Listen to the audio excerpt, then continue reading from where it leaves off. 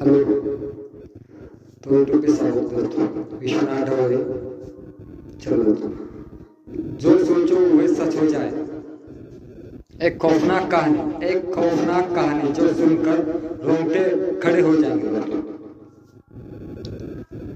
Hello दोस्तों, आज मैं जो कहानी सुनाने जा रहा हूँ वो सिर्फ डरावनी नहीं, बल्कि ऐसी है कि अगर आपने इसे रात में अकेले सुना तो शायद अपने ही ख्यालों से डरने लगेंगे।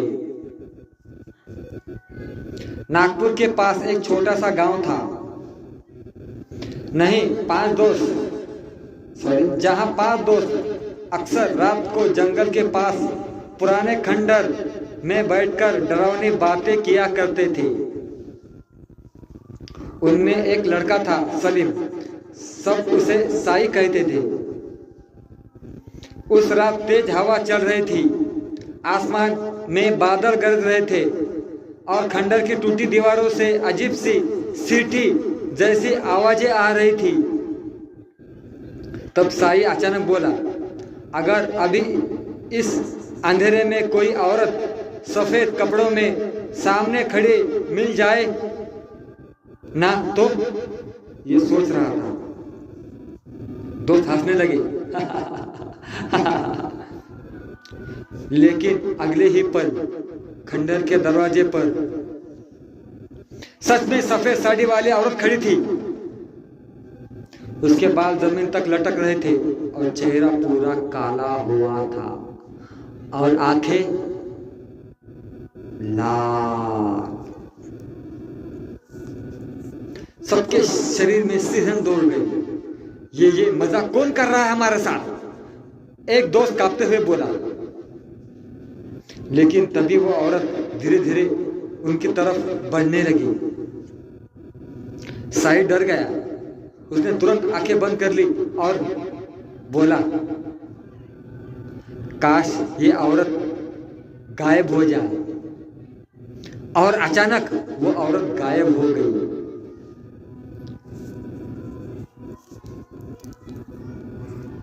पूरा खंडर अब सबकी सांसें अटक चुकी थी।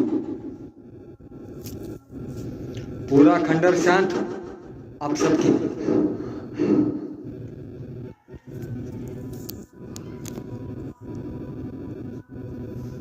सबकी सांसें फूल रही थी। एक दोस्त बोला, भाई तू जो सच सोच रहा है वही हो रहा है। पहले तो सबको लगा ये सिर्फ इत्तेफाक है, लेकिन असली डर अब शुरू होने वाला था।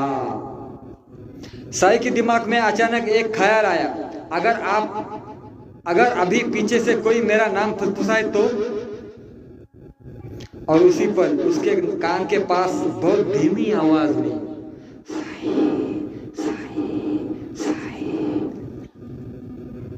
उसकी चीख निकल गई। उसके वो पीछे पलटा,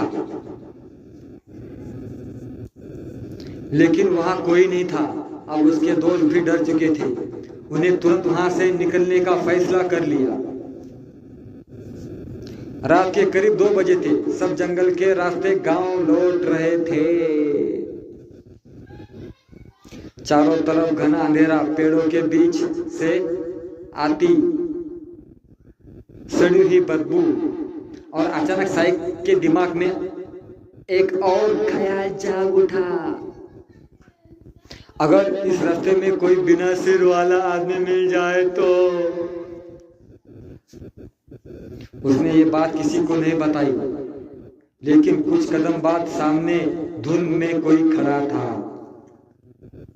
और धीरे धीरे वो पास आने लगा।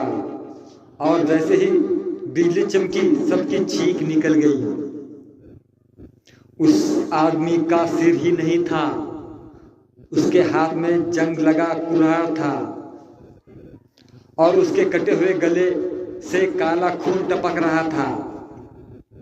अब दोस्त भागने लगे, लेकिन जितना साई डरता उतना ही डरावनी चीजें सच होती जाती।